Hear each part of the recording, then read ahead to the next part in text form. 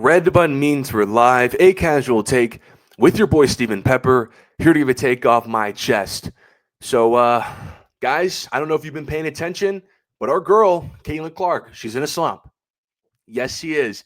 These last 4 games haven't been nice to her. It might be the worst 4 game stretch of her career, and you can chalk it up to injury all you want, but this slump predates her absence.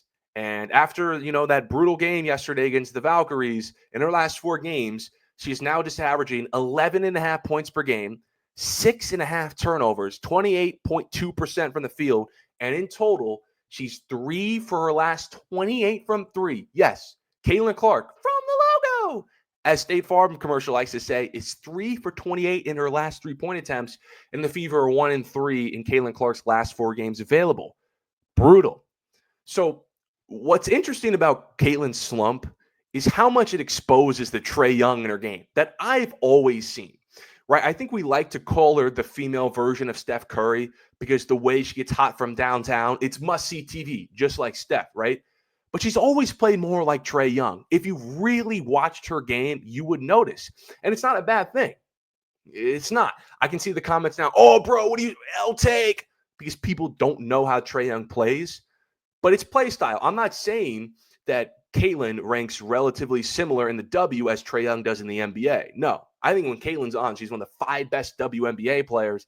And Trae's like a top 20-ish NBA player. It's just play style. Right? These are 2 players who dominate on the ball, not off the ball, very much on the ball, and make a ton of plays with not only their shooting range, but their passing skills. Right? Like Trae Young can shoot from the logo and score the basketball, just like Caitlin, but he also has an assist title, like Caitlin. But the issue with their games is that it leaves them liable for a game or a stretch where they can just not hit a jump shot to save their lives, and they're turning the ball over at a high rate, right? It's the biggest criticisms of Trae Young's career is his inefficiencies and turnovers. Like Trae Young led the NBA in turnovers per game last year. And I think how this conversation's going, you can figure out who's leading the W in the same stat right now. Because at 5.7 turnovers a game, Caitlin Clark has 2.1 more turnovers per game than anyone else in the W. Ironically, it's Angel Reese in second place. But you get what I'm saying? That's not Steph. Okay, as much as we like to call her Steph, because Steph can light it up from downtown, Steph really made his mark in the NBA on efficiency and off-ball movement. That's just not Clark.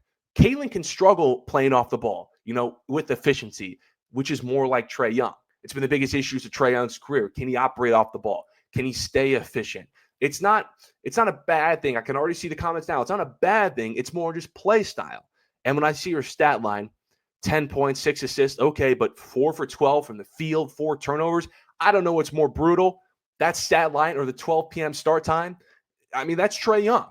That is Trae Young. Now, Caitlin Clark has a ton of apologists in her fan base. I'm a part of Caitlin Clark FC. I'm a huge fan of CC. That's my girl. But her fan base has a ton of bad actors and apologists. And the apologists all day yesterday were saying, oh, come on, give her a break. It's her first game back from injury, which I can agree to an extent, right? It's her first game in 2 weeks, off a groin injury. It's pretty nasty. It's going to be a minute until she gets back to peak Caitlin Clark. She only played about 25 minutes yesterday, and she was playing in like spurts. She'd play for a few minutes here, then not, and then for a few minutes here. She didn't bring her proper energy. She'll be back soon. But I also saw her a month ago come back from an injury and look like the best player on the court, okay, against the undefeated New York Liberty with Sabrina Ionescu and Breanna Stewart, back like she never left. This is a slump, and it's not necessarily because of injury. This slump predates her absence by 3 games, okay?